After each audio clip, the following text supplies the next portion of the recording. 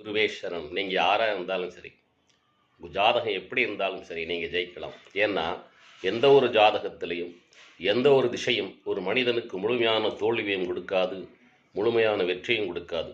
ஒரு திசை 9 புத்திகளாக பிரிக்கப்படுது. ஒவ்வொரு புத்தியும் 9 அந்தரங்களாக பிரிக்கப்படுகிறது. அப்போது ஒரு திசை 81 அந்தரங்களாக பிரிக்கப்படும்.